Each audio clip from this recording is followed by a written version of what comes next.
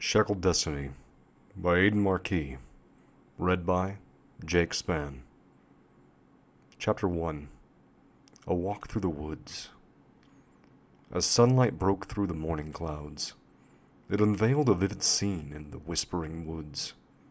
Birds chirped and flitted from branch to branch, their songs blending with the soft rustle of leaves and the hum of hidden insects. Blossoming flowers and skittering squirrels painted a living tapestry. A rabbit joyfully bounded from one patch of petunias to another, in savory bliss. Even with the realm of men inevitably encroaching, pristine environments still existed unmarred by the impact of boorish humans. A chicken bone landed in the petunias. A wood-in wagon barreled down the road, drawn by two unremarkable workhorses. Behind them sat a stout, bearded man, in the dawn of middle age, his brown hair in braids that had begun to frizz. He wore an olive hooded robe and soft leather shoes. The prominent feature of the wagon was stacks of cages made of twigs, secured by hemp rope to a wooden base and cover, piled 3 or 4 high. Most were occupied by chickens. As he relished his final bite of his meal, he gathered up the scraps and tossed them back, offering them to the hankering birds. Fortunate ones ravenously devoured the leftovers within reach before they fell, along with other droppings. To the neighbors below, bones rattled and feathers swirled with every ditch and divot. It was within this cacophonous, shit-slinging maelstrom that Riven Fairgarden made his way south. The wagon did not strictly belong to him. More importantly, neither did the horses. He had relied on a fairly loose interpretation of communal property when he took his leave of the Druid Grove, where he was no longer welcome. Coming around a bend, an out-of-place color caught his eye, heraldry waving in the breeze. Off the sloping road below, a party wandered about. Guards or soldiers, from the looks of it, unable to think of a compelling reason to state his business. Riven swerved onto a small trail leading up the hill. Branches and leaves protested against the incursion of the oversized vehicle as he wilded up in the steepening incline. When the wagon got wedged between 2 trees, Riven was quite out of sight, but had a good view of the valley. Below, the cohort of men followed what appeared to be a young aristocrat playing at bow hunting. From the looks of it, the little bastard probably couldn't shoot one of his chickens, still in the cage. Riven crouched between the bushes and waited for the contingent to pass. Sydney walked with Stefan. The men had split up when they found a suitable location. Some of them would try their luck, while Prince Elfric hunted small game, which seemed an ambitious goal at the moment. "You don't appear very enthused, sir." Stefan kept his voice low, eyes tracking their charge. "It is my esteemed duty to chaperone royal hunting pursuits." Sydney's hands rested on the pommel of his sword. Even in the carefully curated King's Preserve, a gust of wind twisted through his hair, silvered well before his time. Stefan smiled. He was Sydney's favorite recruit. Someone diligent and honorable who inspired the men under him and held them accountable without reveling in whatever power he was given. "Lieutenant?" Never mind, he thought. Sydney's eyes briefly left the prince and settled on Stefan, encouraging their squad leader. Stefan drew a sharp breath. Finally he managed. Sir, does the early chill not render such an outing ill-advised? Sidney stood still, as if listening for the answer in the rustling leaves. It was indeed chilly for the height of summer. It had made little sense to depart before the cock crowed, but the captain had insisted. The whims of the royals are not ours to question. The prince shuffled through the woods, his leather boots hesitant to leave tracks in the grass. He wore a wool tunic and breeches under a suede cloak with ermine trim. In one hand he held a pristine yew shortbow. The other brushed long, loose, brown tresses from his brow. Suddenly he stopped, plucking an arrow from his quiver. Elfric eyed a rabbit not 20 feet away, knocking the arrow. Tension coiled through his slender frame as he drew, his eyes locking on the target. The shot sailed into a nearby clearing. Elfric trudged after it. Sidney and Stefan shared a quick glance before pursuing. To be fair, His Grace finds himself in a challenging position. Given His Majesty's recent condition, and with the absence of the late Queen's presence in his life, Sidney trailed off. Entering the glade, he spotted the captain of the guard amongst some of the men, near a large stump, where Elfric's arrow had come to rest. Captain Murdoch stood at least a head and shoulders taller than most. With robust arms, a thick neck, and powerful legs, a subtle gray tone to his skin betrayed a degree of orcish descent. The clearing spanned 20 paces. Loose stones peppered with sickly grass. Tall beech trees surrounding the area, like noisy bystanders drawn to sudden phrases. In the distance, the castle bells began to toll. Murdoch turned towards the sound. The long spikes running down the center of his helm pierced the glare, scattering sunlight over broken earth. Approaching the gathering, Elfric reached for his arrow. Before he could retrieve it, Murdoch seized him, yanking the prince's arm behind his back. The other guards tightened formation around them. Turning to Sidney, he wrenched Elfric over the weathered stump, tales of seasons long past etched into its rings. "A new era has dawned," he snarled.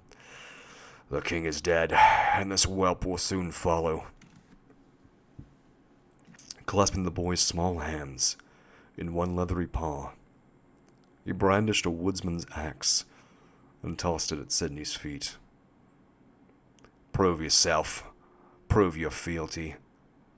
Socreon will reward those that show loyalty."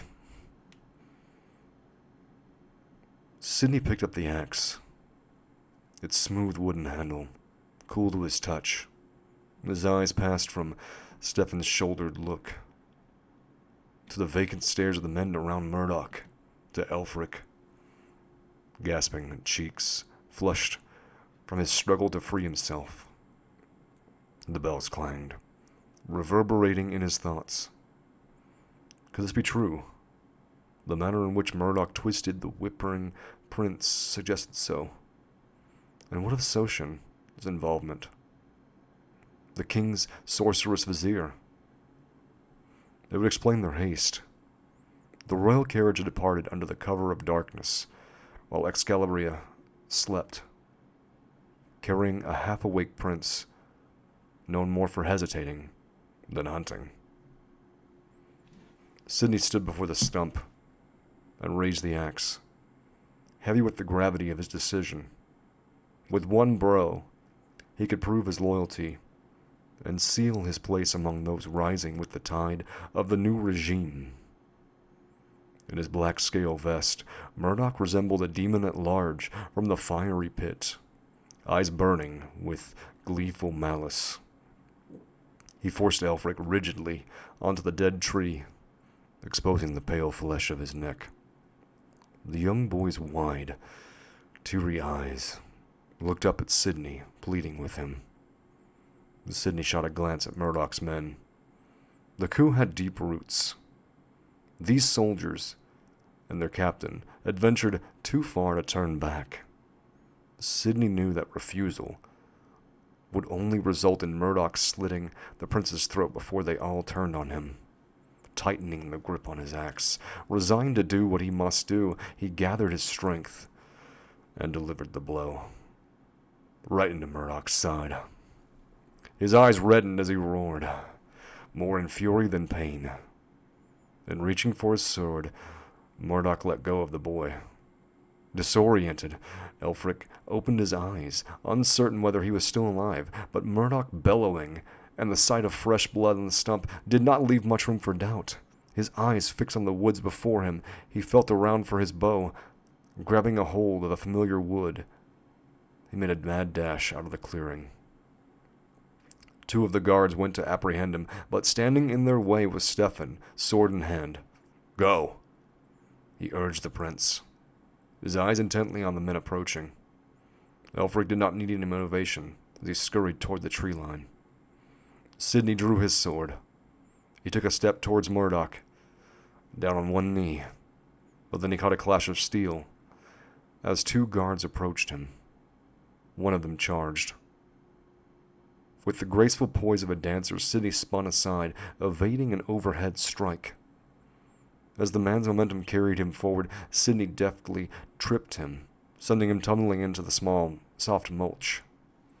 The others came at him, more disciplined than the first. Sidney met the strikes with a flurry of parries, anticipating his opponent's moves. With each feint, each riposte, he expressed himself as a painter does with a brush, his body moving with ethereal elegance. Just as the first guard recovered and charged once more, Sidney tumbled aside, unable to restrain his momentum. The guard barreled into the second man. They fell to the ground in a tangle of limbs. Meanwhile, Elfric began his ascent up a dense incline, dashing resolutely toward the horizon. Soon, he would be out of sight, easily becoming lost in his panicked state. Murdoch had risen. Though the wound restricted his movements, he was engaged with Stefan, who had dispatched the other 2 guards. He wielded a black steel bastard sword, raining overhand blows at Stefan like an angry storm. But Stefan persevered, blocking his strikes with unwavering skill. One of the guards who had collided stood, and deciding the better of it, went to help the captain.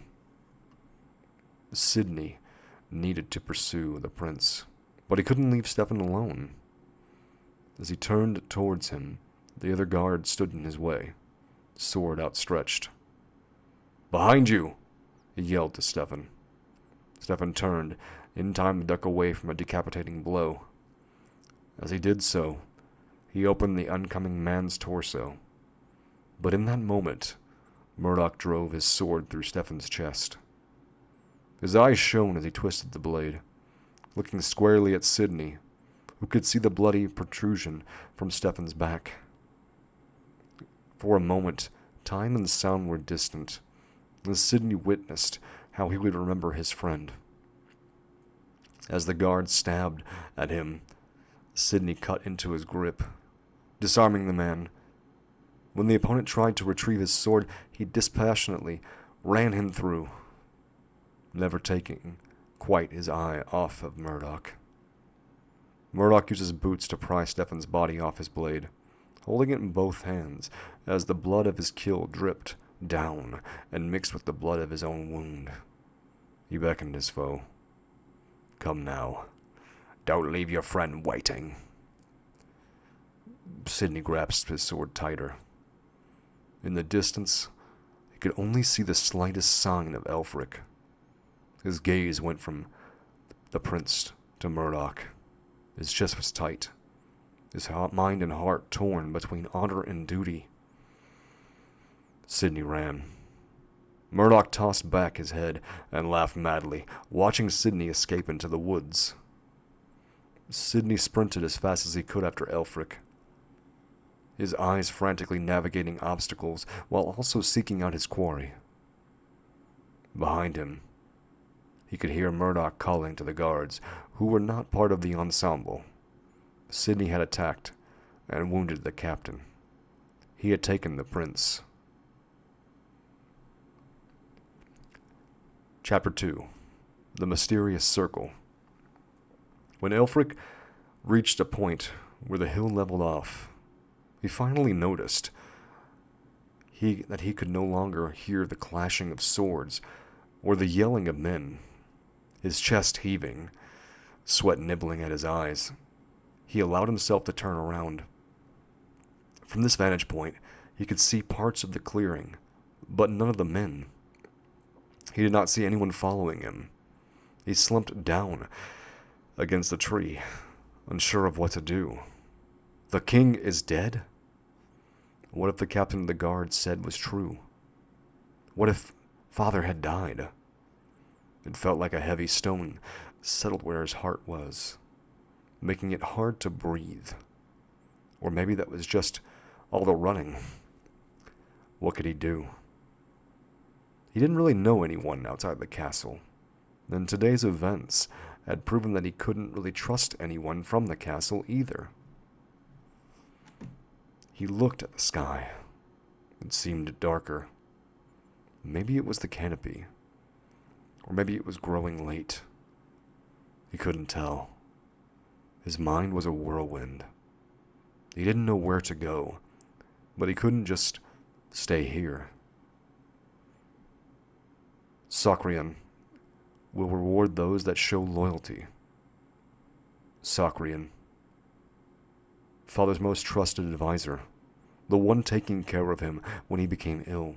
Elfric had a sick feeling in his stomach. He got up and ran, his footsteps digging into the soft undergrowth. Leaves littered the forest floor, moist from recent rain, yet still crunching underfoot. He didn't know where he was going. It seemed that no matter which direction he went, he wasn't trying to get any closer to where he had wanted to be, or any farther from where he didn't. He tried to get away from it all. The guards, who all of a sudden wanted to kill him. The stories of his father dying. He stopped in his tracks and retched. Falling to his knees, his stomach convulsing, his hair wet with sweat and sticking to his face, he tried to regurgitate the day's events.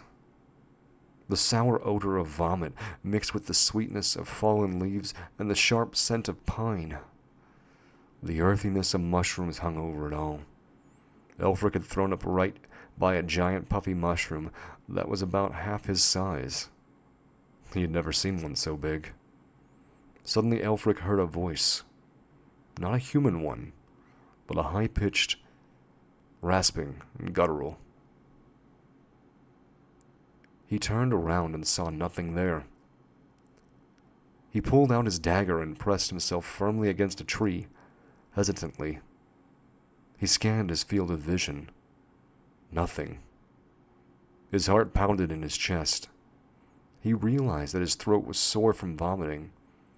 He heard the stream trickling nearby. He looked around the trees and saw it pooling into a pond not too far away, surrounded by pine trees, with several of the giant mushrooms attached cozily. Coming closer to the pond, he observed the mushrooms actually formed a circle, with this pool being more or less the center of it. It was getting really dark now. Elfric noticed that he was crying, his tears doing as much as the twilight to blur his vision. He knelt by the pool and washed his face. Not far from where he knelt, Elfric spotted a large scorch mark burning into the ground. Much larger than any campfire, no shrubs grew near it. There weren't even any leaves or stones. The air smelled like lightning. It seemed that, as he looked at it, he could hear whispers around him. It was almost like the mushrooms were talking. He shifted his gaze from the charred circle to the skies above. Both moons, Alderin and Zephyra, shone in the twilight. The canopy seemed deliberately open to allow an unobstructed view of them. Their reflections basked in the pool, swaying in the ripples. Elfric saw a face still dirty from tears and forest. He bent down to wash it again, and screamed. Staring at him from the pond, in between the floating leaves, was a twisted, toothy figure with sharp features and red eyes. Whirling around, dagger in hand, he was horrified to see that there were two gaunt, withered creatures grinning at him. They vaguely resembled the gnomes in his nanny's scary stories, except that they were only about a head shorter than he, with jagged teeth exposed by menacing grins. Their eyes looked empty and mischievous. In their hands they held branches and crudely fashioned dirks.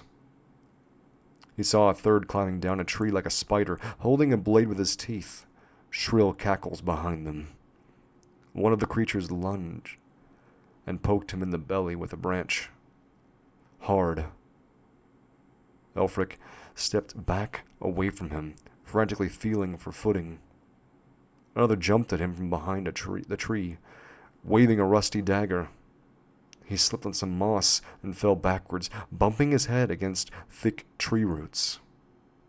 Struggling back up, his head spinning, he could see that some of them held torches. How many of them he wasn't sure. They slowly circled him, occasionally chittering in their strange tongue. One approached, waving a torch at him. Elfric backed away. Strangely, the group parted to let him through, though they continued to give him sharp jabs with their sticks. Elfric was now almost in the scorched circle. A sick feeling settled as he recognized that they were driving him towards it. Elfric swung wildly with his dagger, trying to scare his way through the creatures. They would not budge. One of them twisted imps conked him smartly in the head. He stumbled backwards onto the burned earth. In the distance, some of them began to chant. High-pitched, yet throaty supplications for some unfortunate occurrence. The earth began to vibrate. Suddenly, there was a sickening crunch, and a few of the gnarled creatures were airborne, landing in more than awkward positions in the scorched earth behind him, their dirks and spears clanking off the stones and trees almost out of earshot.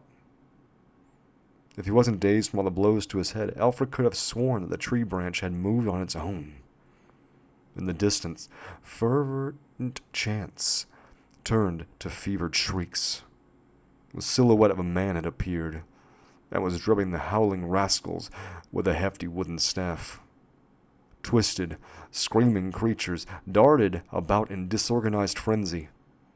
Elfric saw one knocked in the head, launched against a nearby trunk, and collapsed at the base of the tree, his feet twitching. Then something began to happen. The charred earth he was sitting on started to hum. A deep, heavy buzzing, not unlike what a bee might sound like if it were the size of cattle. The circle was glowing.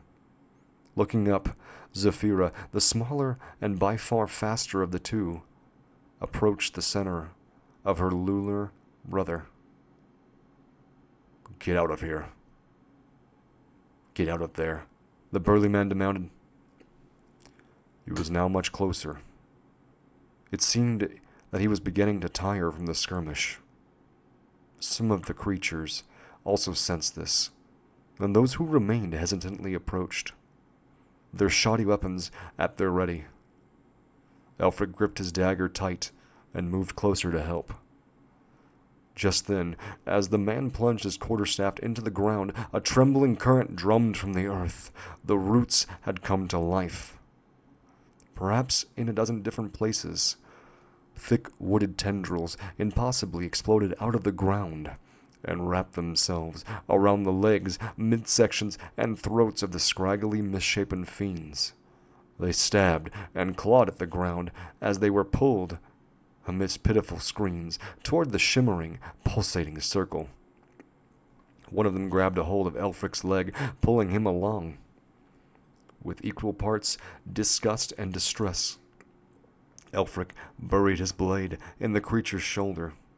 It finally let go. Elfric marveled at the blood on his blade, black in the moonlight. He had never stabbed a living creature before. Then from his seat on the perimeter, Elfric saw the truly inexplicable occur. A stunningly bright light filled the entire area where the charred earth had been. It was as though a white column had materialized from the earth, incinerating the pitiful screeching creatures. Just as it appeared, it was gone, leaving behind only the thick, sweet, and metallic odor that he could only faintly notice earlier.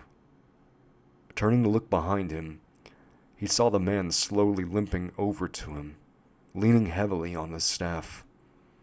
"I owe you my life, sir," Elfric said. "I'm no sir," the man replied, catching his breath. "Wretched goblins ate my chickens." End of chapter.